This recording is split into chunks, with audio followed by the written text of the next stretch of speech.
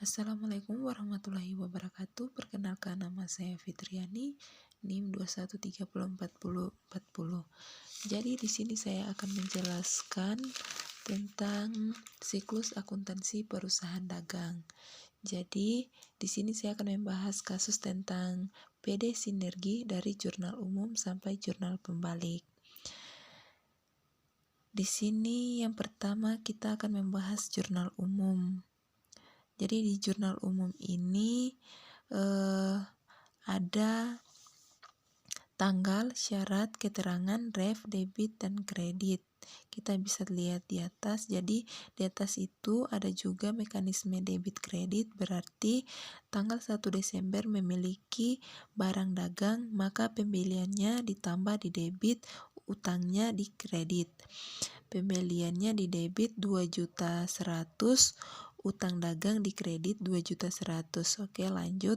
Tanggal 2 Desember menjual barang dagang kepada Tuan Joko seharga 2.500.000, syarat 2/15 N/30. Berarti transaksinya bersifat kredit, berarti di sini dijual secara kredit.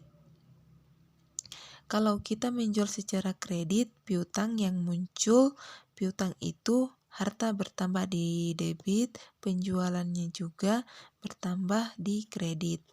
Nah, kita lanjut pada tanggal 3 Desember membeli barang dagang dari toko Pelangi seharga 1.800.000 tunai. Kalau dia kita beli secara tunai berarti kas kita berkurang atau harta kita berkurang, berupa kas berkurang di kredit, pembeliannya bertambah di debit. Setelah tanggal 3 muncul lagi, tanggal 3 berarti tanggal 3 itu ada 2 transaksi. Membayar gaji karyawan untuk bulan November sebesar 1.200.000, berarti beban gajinya di debit, kasnya di kredit 1.200.000. Selanjutnya pada tanggal 4 Desember menjual barang dagang kepada Nyonya Rosa seharga 4.800.000 dengan syarat 2/15 N/30. Berarti menjual barang secara kredit, maka piutang yang muncul di debit, penjualannya di kredit. Selanjutnya tanggal 5 Desember lagi pembelian barang dagang dari toko Awan Jaya seharga 7.200.000 dengan syarat 2/10 N/30. Berarti pembeliannya di debit, utang dagangnya di kredit.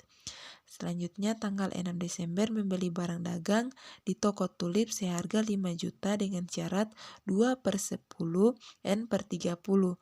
Berarti pembelian di debit, utang dagangnya di kredit. Tanggal 7 Desember membeli peralatan toko dari toko Kusuman seharga 1.800.000 dengan syarat N/30. Berarti pembelian peralatan toko di debit dan utang dagang di kredit. Selanjutnya tanggal 8 Desember dilakukan pembelian barang dilakukan pengembalian barang dagang kepada toko Awan Jaya atas pengembalian tanggal 5 Desember seharga 120.000. Berarti utang dagang 120.000 di debit dan retur pembelian di kredit. Dan seterusnya bisa dilihat di sini. Di sini masih banyak yang lain. Selanjutnya menuju di buku besar. Jadi buku besar itu kita mulai dari kas. Seperti yang kita lihat di atas ini adalah data dari neraca saldo yang tadi di soal awal tadi, yang pertama 30 November 2021. Jadi buat tanggal 1 Desember 2021 untuk saldonya 13.500.000. Kemudian data dari tanggal 3 sampai 30 kita ambil dari jurnal umum yang terjadi pada periode Desember 2021. Selanjutnya piutang dagang, untuk piutang perlakuannya sama dengan kas tadi. Saldo ini dari neraca saldo periode 30 November. Dapatlah saldo akhir 17 juta persediaan barang dagang 8.700.000. Ini cuma saldo karena tidak ada jurnal umum akun persediaan barang dagang, maka ini hanya diambil dari neraca saldo periode November 2021. Ini saldo kendaraan 30 juta, akumulasi penyusutan kendaraan di kredit 18 juta, peralatan toko 30.800.000 dan seterusnya. Bisa dilihat di sini satu persatu, masih banyak yang lainnya. Selanjutnya kita menuju di neraca saldo. Jadi di neraca saldo ini tadi kita sudah bahas yang di buku besarnya.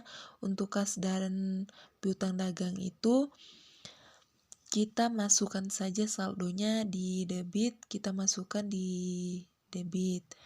Untuk piutang dagang kita masukkan di debit. Nah, kita harus urutkan dari kode akun atau nomor akun. Yang pertama kita lihat lagi untuk buku besar persediaan barang dagang, tinggal kita masukkan kemudian kendaraan di debit 30 juta. Nah, tinggal kita masukkan saja akumulasi penyusutan kendaraannya, tinggal dimasukkan saja 18 juta di kredit, kemudian peralatan toko di debit. Kita lanjut buku besar akumulasi pemungutan peralatan toko di kredit, kita masukkan saja gedung di debit, tinggal dimasukkan saja. Untuk utang dagang sampai beban iklan, kalau kita jumlahkan saldonya akan sama. Selanjutnya jurnal penyesuaian. Jadi di jurnal penyesuaian ini ada 6 jurnal penyesuaian. Yang pertama itu persediaan barang dagang, penyusutan peralatan toko, ketiga penyusutan gudang dan kendaraan, keempat beban asuransi, kelima beban gaji, keenam beban bunga bank yang belum dicatat. Selanjutnya kertas kerja.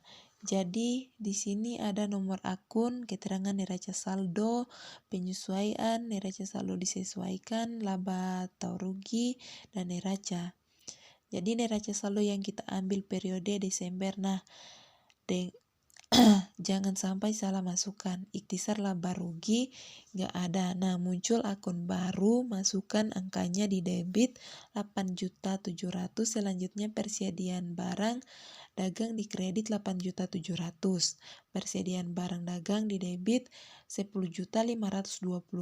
Ikhtisar laba ruginya di kredit 10.520.000.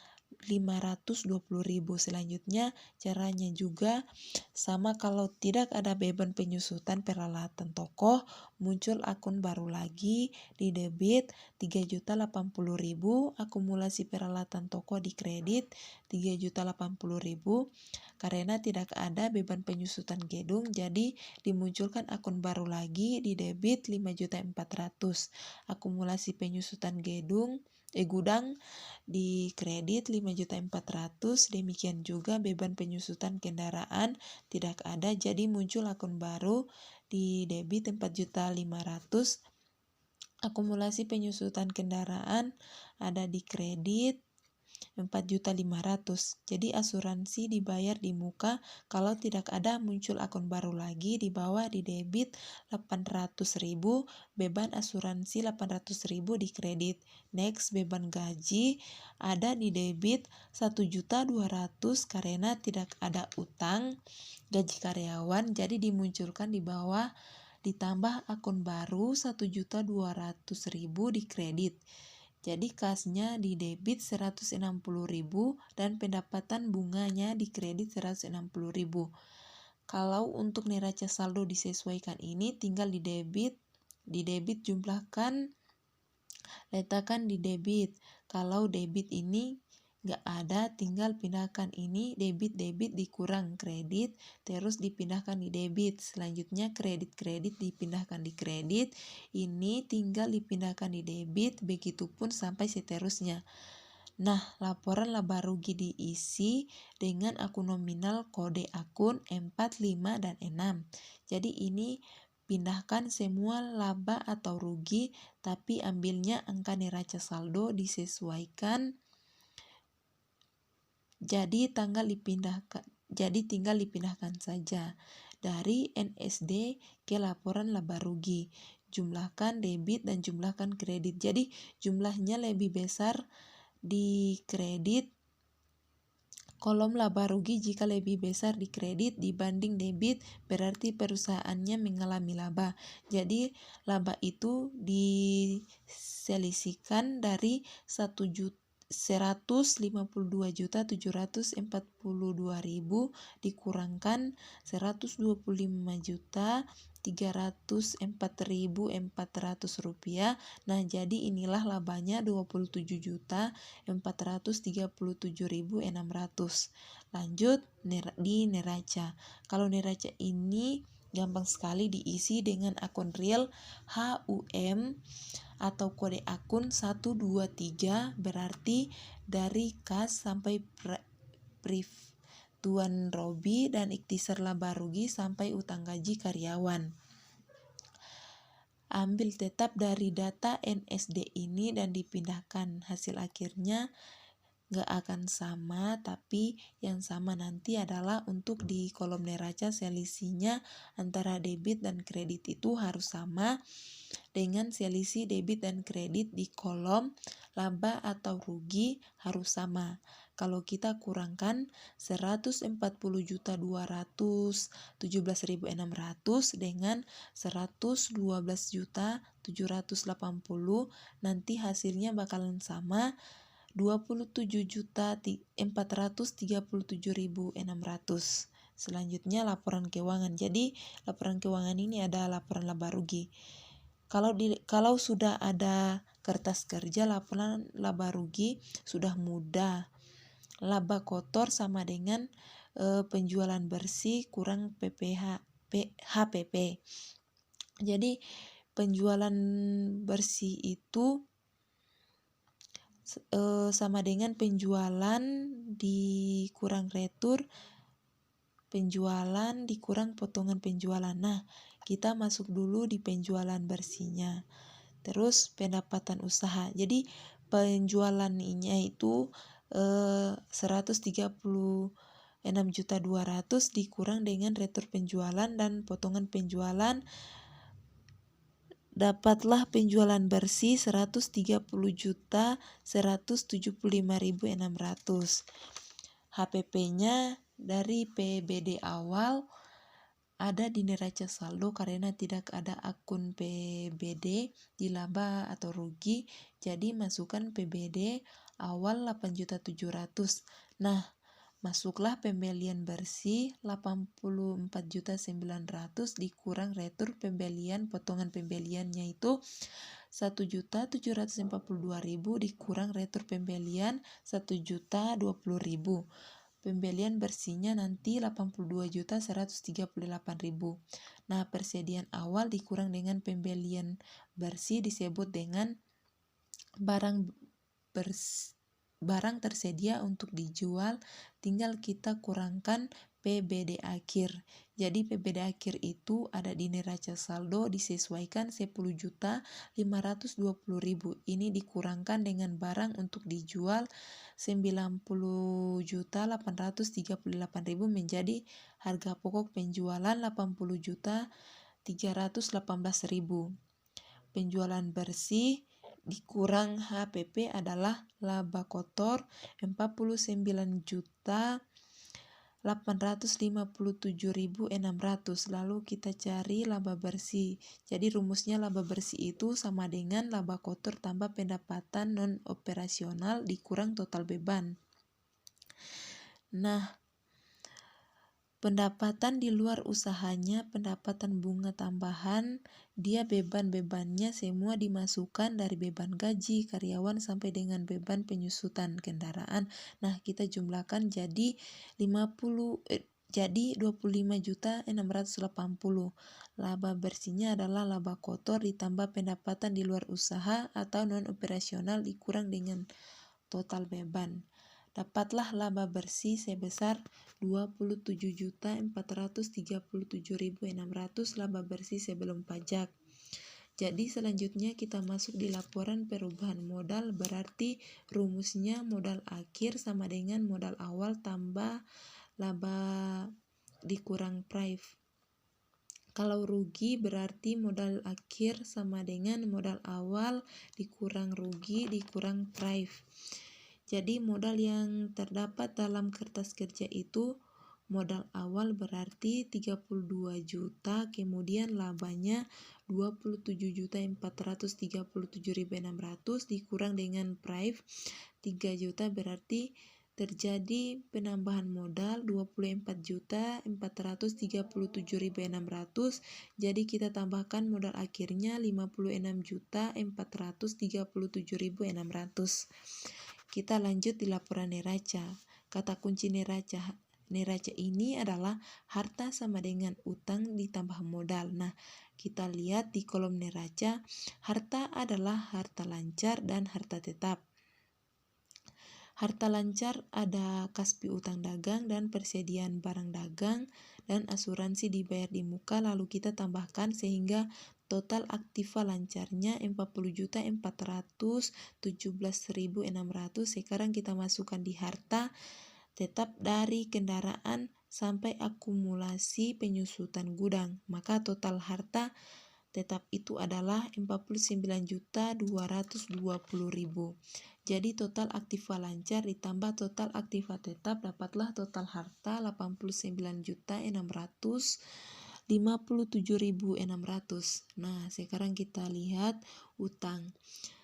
Utang ada utang lancar dan utang jangka panjang. Jadi utang lancar ini ada utang dagang 29 juta dan utang gaji karyawan 1.200.000, maka total utang lancarnya itu 30.200.000.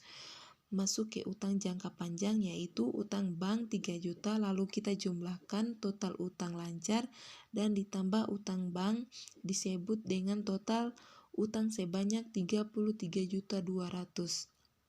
Kemudian kita masuk di modal. Jadi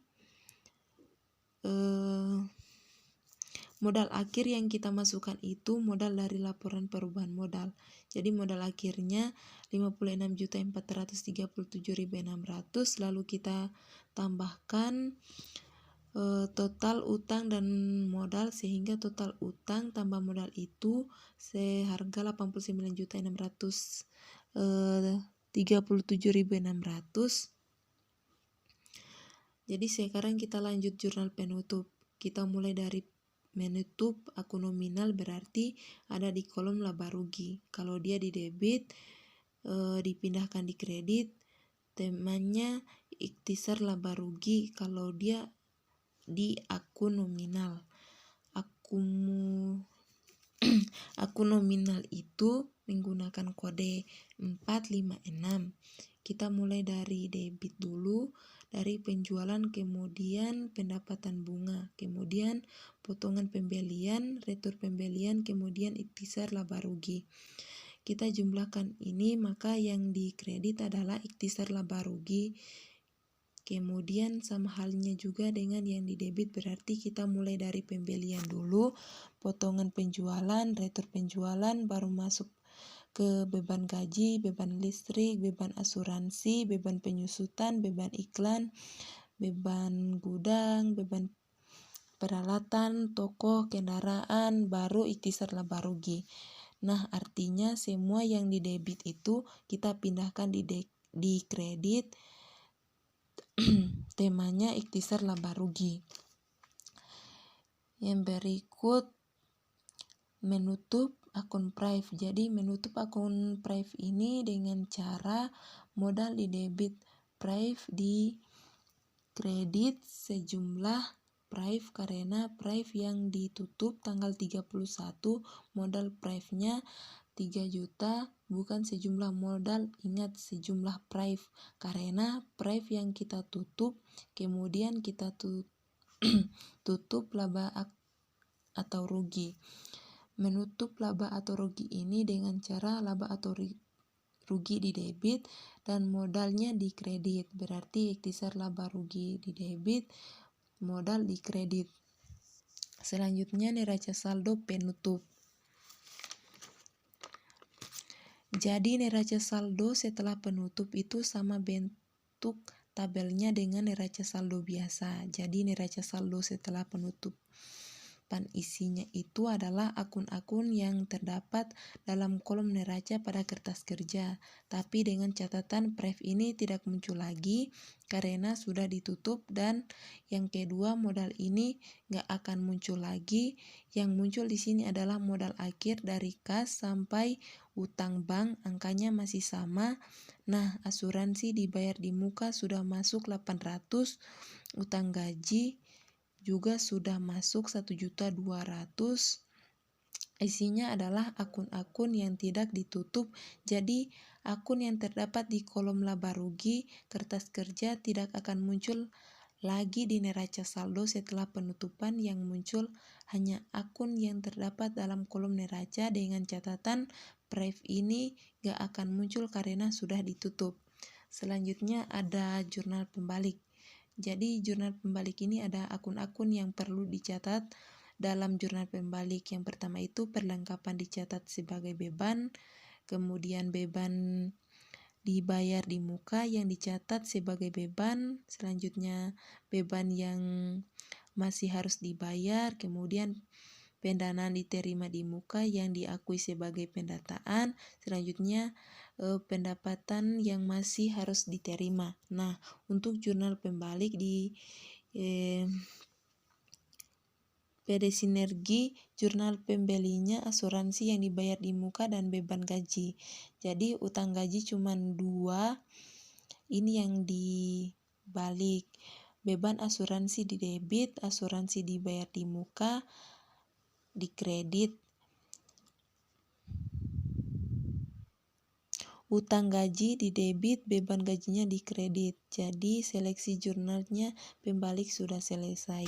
Terima kasih.